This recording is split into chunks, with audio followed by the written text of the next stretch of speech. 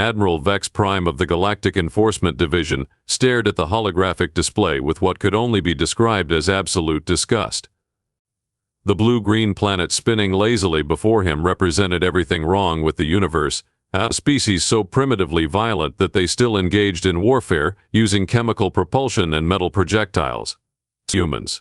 The very name tasted bitter in his four-chambered mouth. The status report. Commander Threx, Vex Prime commanded, his voice carrying the authority of someone who had conquered 17 star systems before his morning meal. Commander Threx, a lanky creature with too many eyes and not enough patience, stepped forward.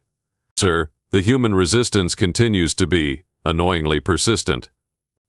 Our latest bombardment of their major cities has only seemed to make them angrier.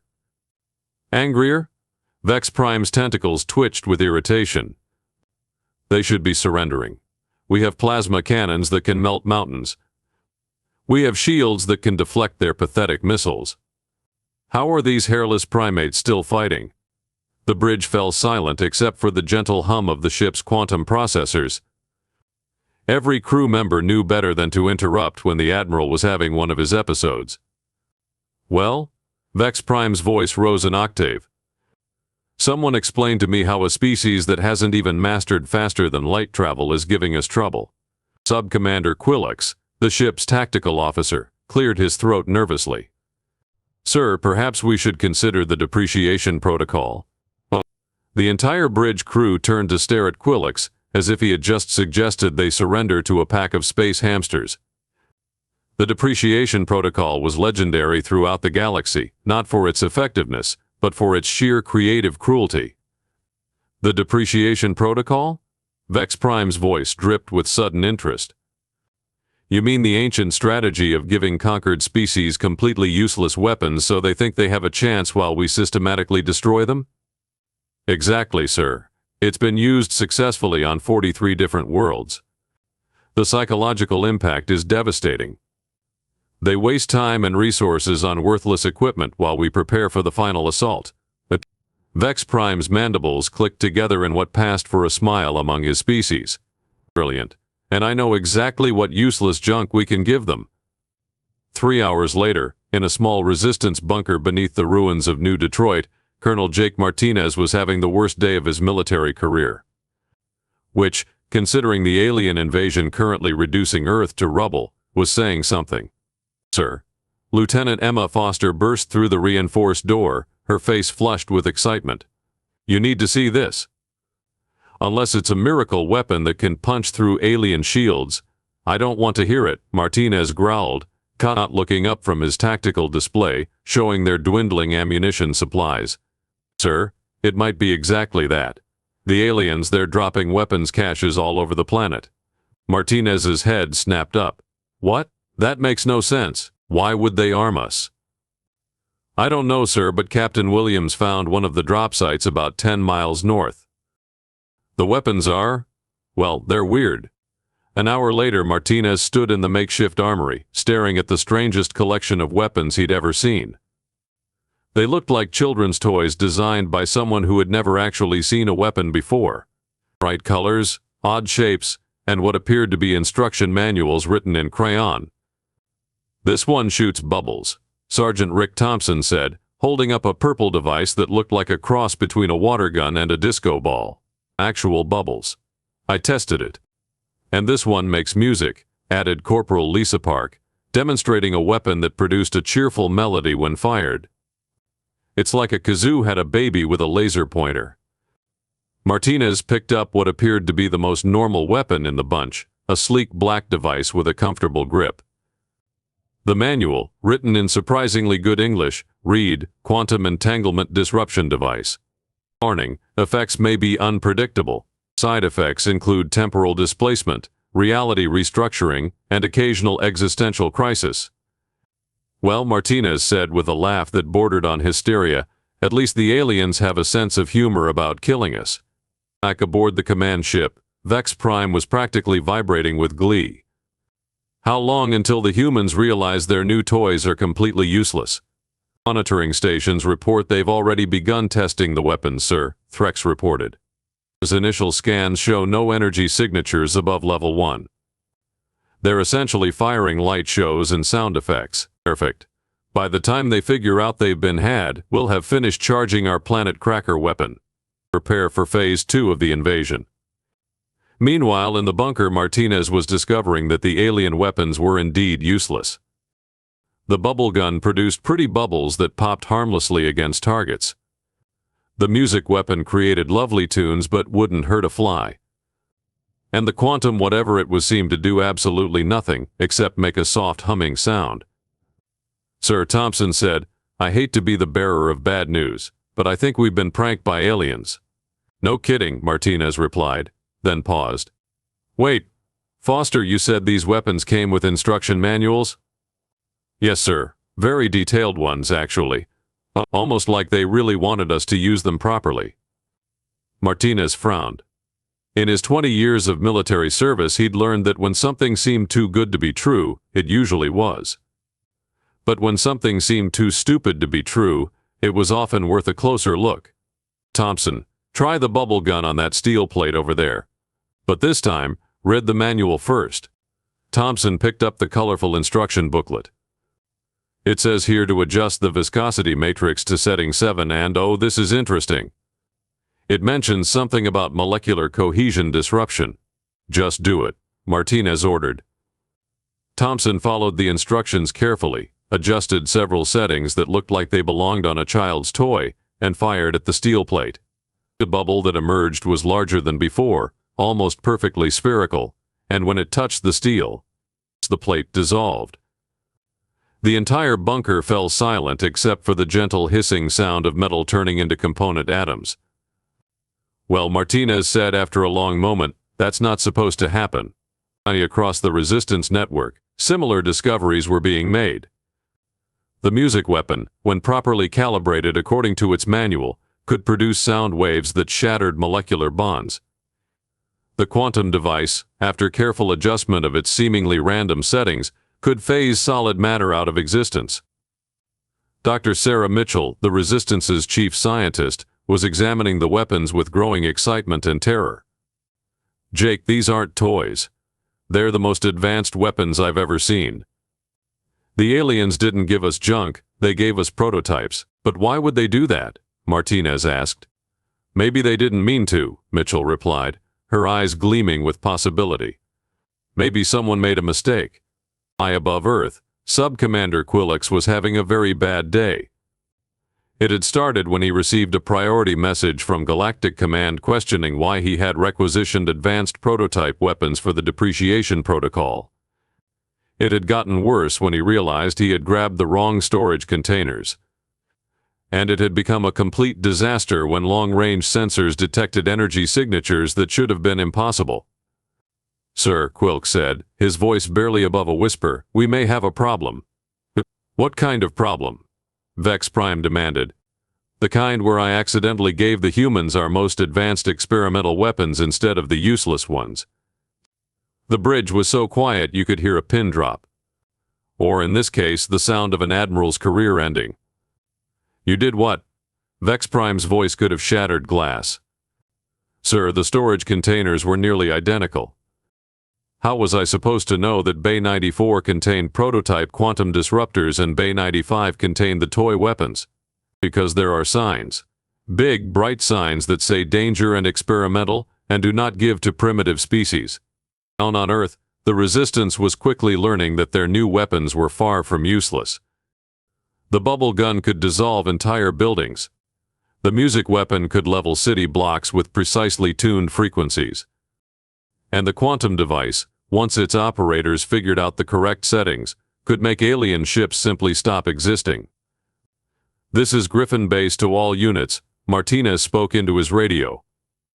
"I don't know what the aliens were thinking, but they just armed us with weapons that make their technology look like stone knives. All units, begin immediate deployment of new equipment." The first alien patrol to encounter the rearmed humans disappeared in a shower of molecular disrupting bubbles. The second patrol was treated to a symphony that turned their vehicles into abstract art. The third patrol simply ceased to exist, leaving behind only confused radio chatter and the faint smell of ozone. "Sir, Threx burst onto the bridge, his multiple eyes wide with panic. The humans are using the weapons. They're actually using them. Of course they're using them, Vex Prime snapped. They're supposed to be useless. That's just it, sir. They're not useless. They're working. Our ground forces are being decimated. Vex Prime stared at the tactical display in horror. Red dots representing his forces were disappearing at an alarming rate. How is this possible? Those weapons were supposed to be children's toys. Sir, Quillix said quietly, I may have made a small error in equipment distribution. The Admiral's tentacles began to turn a dangerous shade of purple. To define small error. I may have accidentally given them our most advanced prototype weapons instead of the useless ones. For a moment, the only sound on the bridge was the gentle hum of life support systems. Then, Vex Prime began to laugh. Not the pleasant laugh of someone who had heard a good joke, but the unhinged cackle of someone whose sanity had just packed its bags and left for a vacation on a nice quiet planet. You gave them quantum disruptors, he said, his voice eerily calm. You gave them molecular dissolution weapons. You gave them reality warping devices. Yes, sir. And you are. Igim. Wache. And now they're using them against us. Yes, sir. Ibania. And you thought this was a good idea? At the time, sir, I thought they were toys. Vex Prime's laughter stopped abruptly. Do you know what the punishment is for giving advanced weapons to a primitive species? Court-martial and exile to the frozen moons of despair? That's for minor infractions. For something like this, they feed you to the cosmic horror of infinite regret. Meanwhile, humanity was discovering that they were very good at using alien weapons. Suspiciously good. Almost as if they had been designed specifically for human hands and human minds. It's like they were made for us, Foster observed, easily operating a weapon that had 12 different settings and a user interface that seemed to respond to her thoughts. That's because they were, Dr. Mitchell said, studying the technical specifications. Look at these ergonomic designs. The grip spacing is perfect for human hands. The control interfaces are intuitive for human cognitive patterns. Even the instruction manuals are written in a way that makes sense to us. But why would aliens design weapons specifically for humans? Martinez asked. Maybe they didn't, Mitchell replied thoughtfully. Maybe these weapons were designed by humans who lived a long time ago. Maybe we're not as primitive as we thought. The battle for Earth was turning into a rout. Alien forces that had seemed invincible hours earlier were now retreating in panic. Their advanced shields were useless against weapons that simply made the shield generators stop existing. Their superior firepower meant nothing when human forces could dissolve their weapons with bubbles.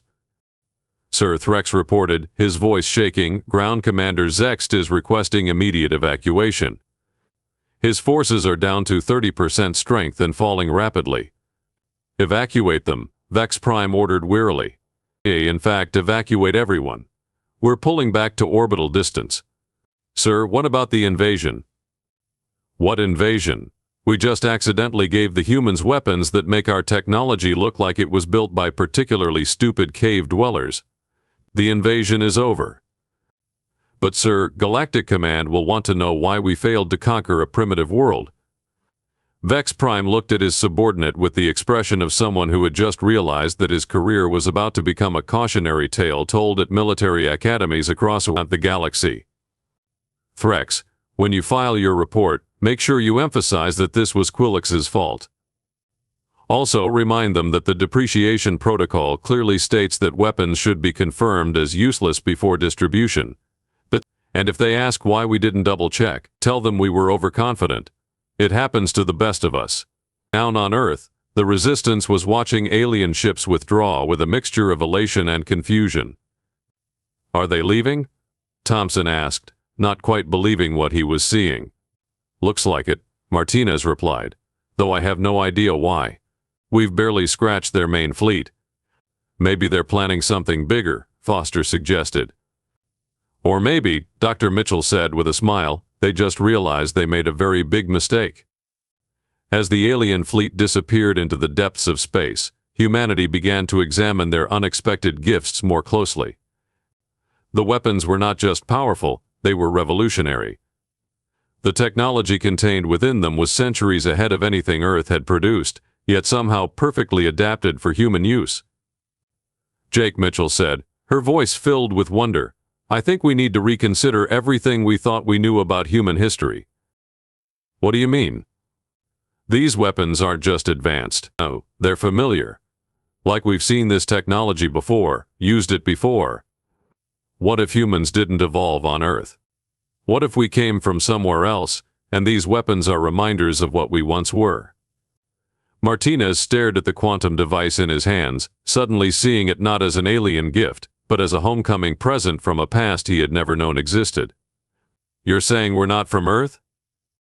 I'm saying maybe we're not as primitive as everyone thinks. Maybe we're just humans who forgot how to be human. The implications were staggering. If humanity had once possessed such advanced technology, what had happened to it? Why were they living on a single world, fighting with chemical weapons and metal projectiles? And more importantly, what else had they forgotten? Well, Martinez said finally, I guess we have some research to do. Jake, I don't think research is going to be enough. If these weapons are any indication, we're going to need to completely rewrite human history. As the last of the alien ships disappeared into hyperspace, carrying with them the most humiliated invasion force in galactic history, humanity began to realize that the failed invasion had given them something far more valuable than victory. It had given them a glimpse of who they really were, and who they might become again. 3 weeks after the Great Alien Retreat, as historians were already calling it, the world had changed in ways nobody could have predicted. The weapons that had saved humanity were now being reverse-engineered by the brightest minds on Earth, and what they were finding challenged everything they thought they knew about human civilization. Dr. Sarah Mitchell stood in the newly constructed research facility in Colorado, formerly a military bunker, now humanity's first xenotechnology laboratory. The quantum device that had started it all sat disassembled on her workbench, its components spread out like the pieces of the universe's most complex puzzle. Jake, you need to see this, she called to Colonel Martinez, who was reviewing reports from similar facilities around the globe. Please tell me it's good news, Martinez replied, walking over to her station. Because I just got word that the Chinese team found something in their weapons that's giving everyone nightmares. Oh, this is definitely nightmare material, Mitchell said cheerfully. But the good kind of nightmare. The kind that makes you question reality. She pointed to a small crystalline component that pulsed with soft blue light. This is the core processing unit. It's not just quantum technology, Jake. It's biological quantum technology. And the biological part? It's human DNA. Martinez stared at the component as if it might suddenly sprout legs and dance. Human DNA? That's impossible.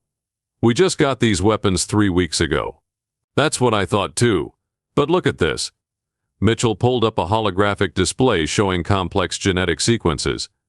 This DNA isn't from any human alive today.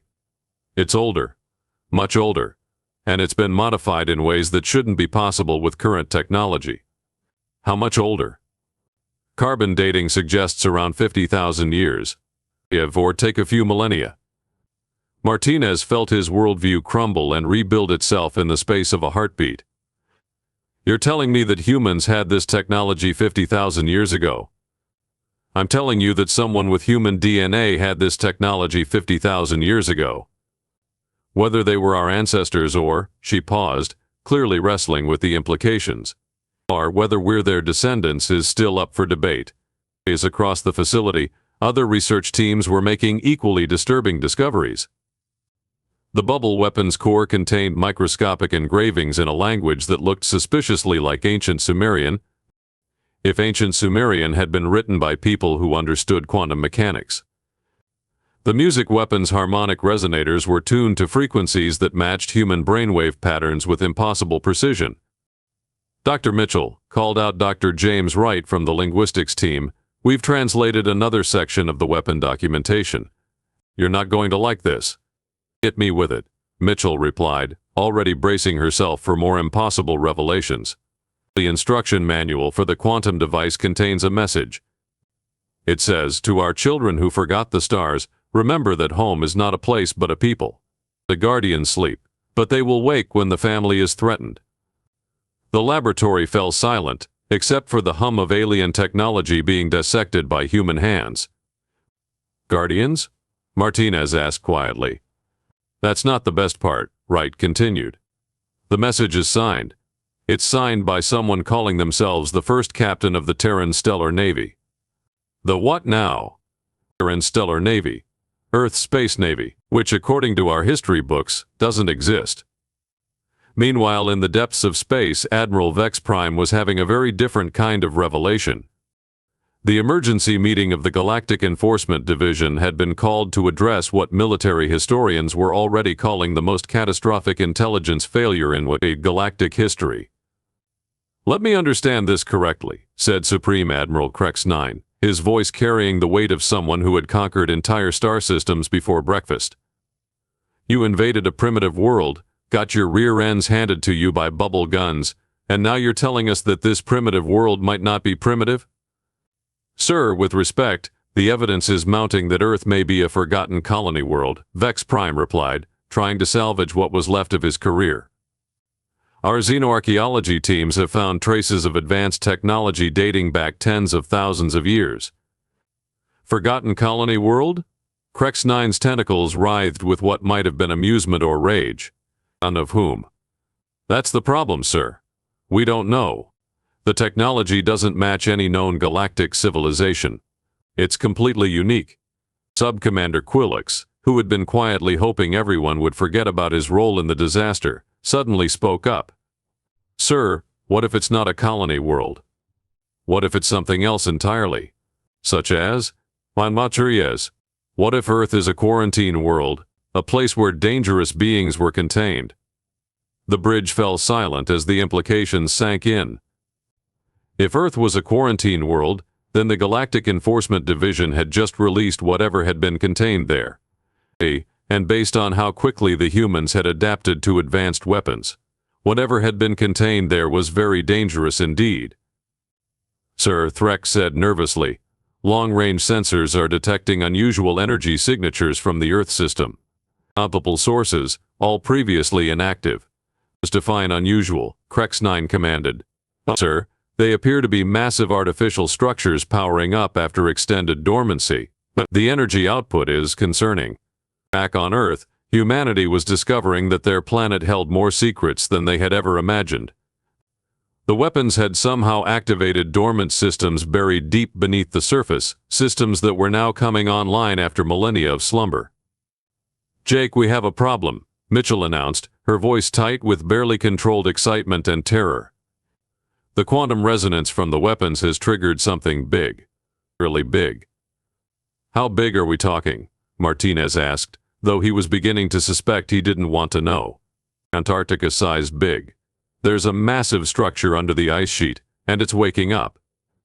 Before Martinez could respond, every screen in the facility lit up with the same image, a holographic projection of a woman who looked remarkably human, except for eyes that seemed to hold the wisdom of stars.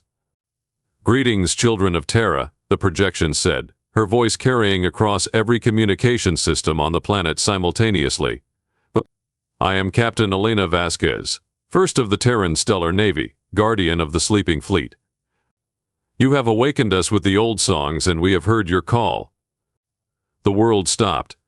Every television, every radio, every communication device on Earth carried the same message. In the space of a heartbeat, humanity learned that they were not alone on their own planet. "The weapons you have found are keys," Captain Vasquez continued. "Keys to remember what you were before the Great Forgetting. Your ancestors chose to sleep, to let their children grow without the burden of the old wars. But the children are threatened, and the guardians wake." In the research facility, Martinez stared at the hologram with growing understanding. "We're not the first humans on Earth." "No," the captain replied, somehow hearing him across impossible distances. "But you are the children of the first humans. The ones who chose to start over, to build a new civilization without the weapons that nearly destroyed the galaxy." "What weapons?" Mitchell asked. Captain Vasquez smiled, and it was not entirely reassuring. Dr. Mitchell, your species has a talent for warfare that terrifies even us. The weapons you have rediscovered are children's toys compared to what your ancestors built. We put ourselves to sleep to prevent their use, hoping that time would teach wisdom. And now? Shogun.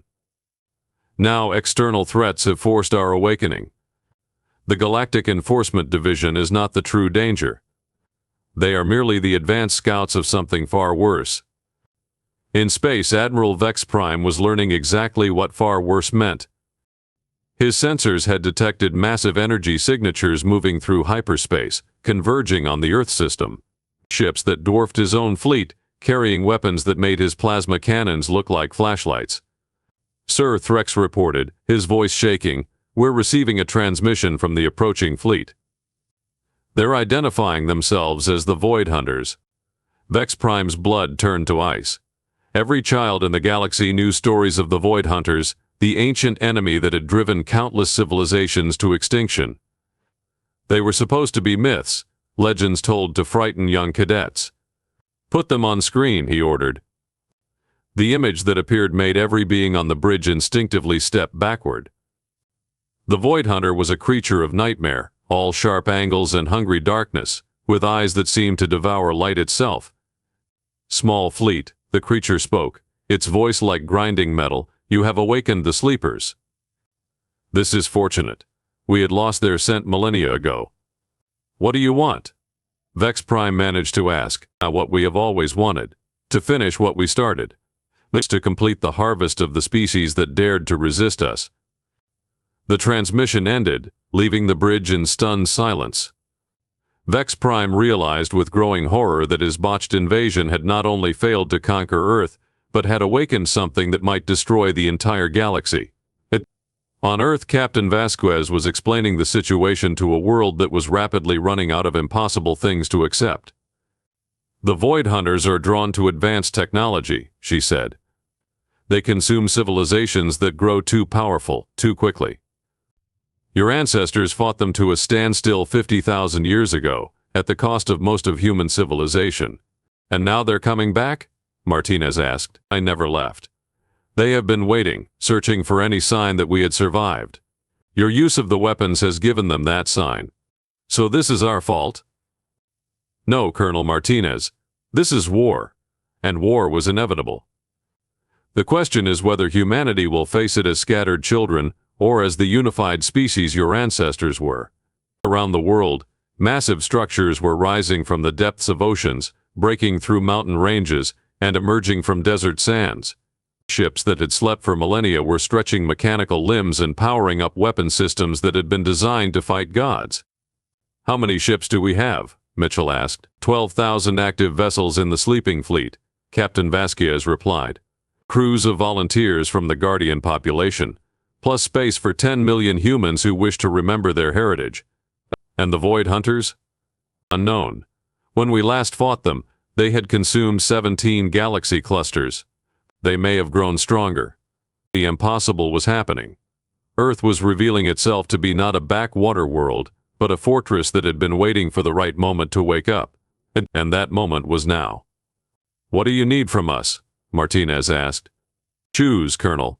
Choose whether humanity will remain on Earth and hope the Void Hunters pass by, or whether they will reclaim their birthright as the species that once held the line against the darkness." The choice was made not by governments or military leaders, but by ordinary people who had spent 3 weeks learning to use weapons that could reshape reality. They had tasted what it meant to be more than human, and they wanted more. Within hours, volunteers were boarding ships that had been waiting in the depths of space since before recorded history. The sleeping fleet was waking up, and with it, humanity was remembering what it meant to be the species that had once made the Void Hunters retreat. Admiral Vex Prime watched the Earth system transform before his eyes. Ships that had seemed like small planets were revealed to be massive battle stations. Weapons that could crack moons were powering up. And at the center of it all, Earth itself was changing, revealing itself to be not a planet but a command center for a war that had been paused, not ended. "Sir," Threx whispered, "what have we done?" "We've awakened something that was sleeping for good reason," Vex Prime replied. And now we're all going to find out why it was sleeping. The Void Hunters were coming, drawn by the scent of awakened technology. But they would not find the scattered, primitive species they had been hunting. They would find humanity as it was meant to be, armed, angry, and absolutely done with being pushed around. The war that had been postponed for 50,000 years was about to begin again. And this time, humanity intended to finish it. As the first Void Hunter ships entered the Earth system, they were met not by a primitive world, but by the reconstituted Terran Stellar Navy, with weapons that had been designed specifically to kill things that should not be able to die. The bubble guns had been just the beginning. Captain Vasquez stood on the bridge of the flagship, watching the approaching enemy with eyes that had seen this battle before. "Signal the fleet," she ordered. "All ships, prepare for engagement. Remember, we are not fighting for Earth. We are fighting for the right of life to exist in a universe that the Void Hunters would make empty." But the battle for the future of the galaxy was about to begin. And thanks to one alien's mistake with weapon storage, humanity was ready. The Void Hunters were about to learn why the rest of the galaxy had once feared humans more than they feared the darkness between stars. This was going to be interesting.